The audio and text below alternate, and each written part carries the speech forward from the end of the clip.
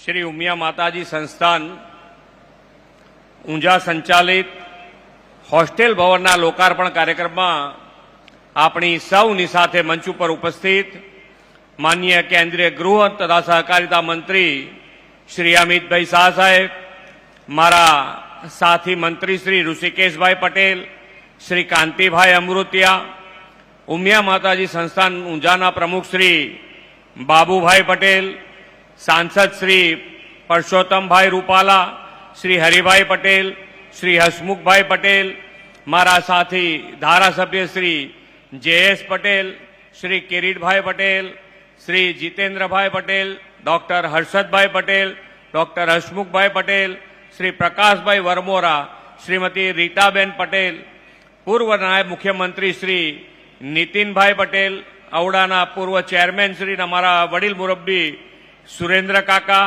श्री उमिया माताजी संस्थान ऊंझाना उपप्रमुख श्री मौलेश भाई उकाणी, श्री रमेश भाई पटेल, मंत्री श्री जयंती भाई पटेल, ट्रस्टी श्री सीके पटेल, श्री अजय भाई पटेल, विश्व उमिया धामना प्रमुख श्री आरपी पटेल, पूर्व धारासभ्य श्री धनजी भाई पटेल, समस्त 12 गाम समाज प्रमुख श्री प्रकाश भाई पटेल, मां Umiya Dham campus 16 vice chairman Shri Pravin bhai, Apollo ग्रुपना श्री अरविंद भाई पटेल, एरिस ग्रुपना श्री केआई पटेल, कामेश्वर ग्रुप श्री प्रहलाद भाई पटेल, सिद्धि ग्रुपना श्री मुकेश भाई पटेल, सनहार्ट ग्रुपना श्री गोविंद भाई पटेल, राजा इंडस्ट्रीजना दिलीप भाई पटेल, कविशा ग्रुपना श्री रमेश भाई पटेल, श्री बाबू भाई पटेल, जेम्स पंपना श्री भगवान भाई पटेल, चिमन भाई अग्रवाल, श्री डीडी पटेल, अमदावादना श्री धर्मेश भाई पटेल, श्री किरीट भाई पटेल, डॉक्टर ऋत्विक पटेल, श्री उमिया माताजी संस्थान ऊंझाना तमाम दाताश्रीओ,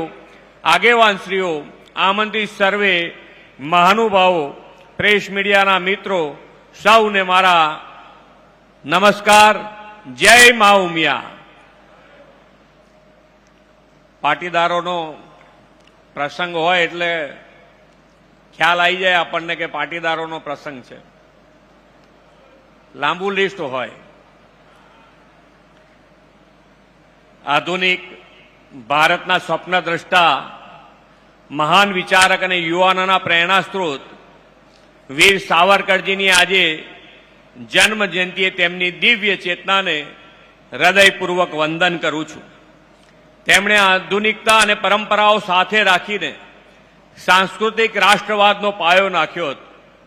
વિશ્વ નેતા અને યશસ્વી વડાપ્રધાન શ્રી નરેન્દ્રભાઈ મોદી 12 વર્ષથી સાંસ્કૃતિક રાષ્ટ્રવાદ અને વિરાસતોના ગૌરવથી રાષ્ટ્રહિત સર્વોપરીનો મંત્ર સાકાર કરી રહ્યા છે।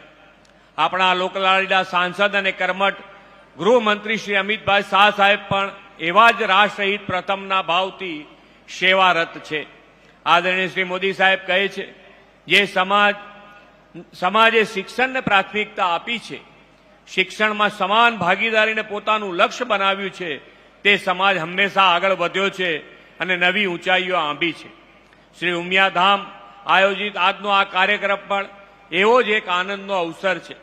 देशना बाहोश अने गृह सहकारिता मंत्री श्री अमितभाई शाहना हस्ते आज उमिया धाम 16 होस्टेल बिल्डिंग शिक्षण धामनु लोकार्पण थयुं छे।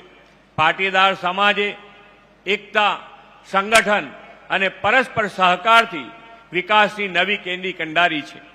शिक्षण अने आधुनिकतानो स्वीकार करीने पण परंपराओ जाळववानुं संतुलन ए समाजनी विशेषता छे।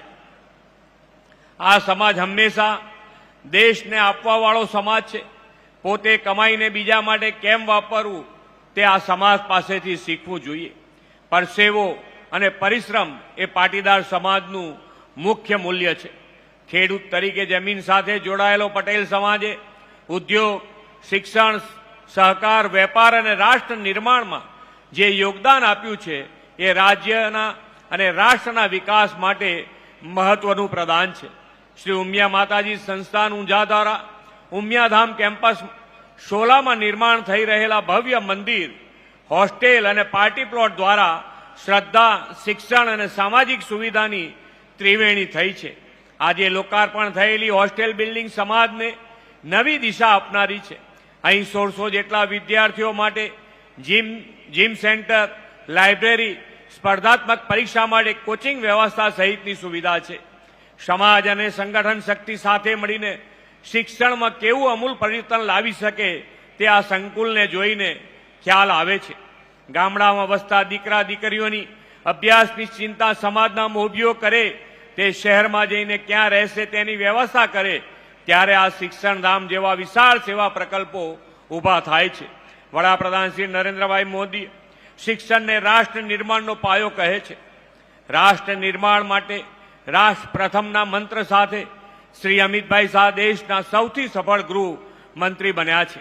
વડાપ્રધાનશ્રીના માર્ગદર્શન અને આદરણીય શ્રી અમિતભાઈ શાહના નેતૃત્વમાં ગૃહ વિભાગે આંતરિક સુરક્ષા, કાયદો વ્યવસ્થા, સરહદી વ્યવસ્થાપન અને રાષ્ટ્રીય એકતાના ક્ષેત્રમાં અનેક મહત્વપૂર્ણ સિદ્ધિઓ હાંસલ કરી છે. નક્સલવાદને નેસ્ત નાબૂદ કરવાના ઠોસ કદમ ઉઠાવ્યા છે. એક સમયે જમ્મુ અને કાશ્મીરમાં 370 કલમ રદ થઈ શકે તેવું કોઈ વિચારી શકતું નહોતું, પણ માનનીય વડાપ્રધાન શ્રી નરેન્દ્રભાઈ મોદીના નેતૃત્વમાં આદરણીય શ્રી અમિતભાઈ શાહે આર્ટિકલ 370 અને 35A ને રદ કરતો ઐતિહાસિક ઠરાવ સંસદમાં પસાર કરાવીને જમ્મુ કાશ્મીર અને લદ્દાખને કેન્દ્ર શાસિત પ્રદેશો બનાવવાનું નક્કર કદમ ઉઠાવ્યું છે.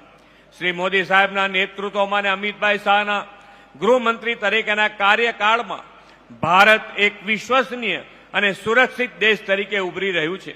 વડાપ્રધાન શ્રી નરેન્દ્રભાઈ મોદી 2047 સુધીમાં વિકસિત આત્મનિર્ભર ભારતના નિર્માણનું આહ્વાન કર્યું છે.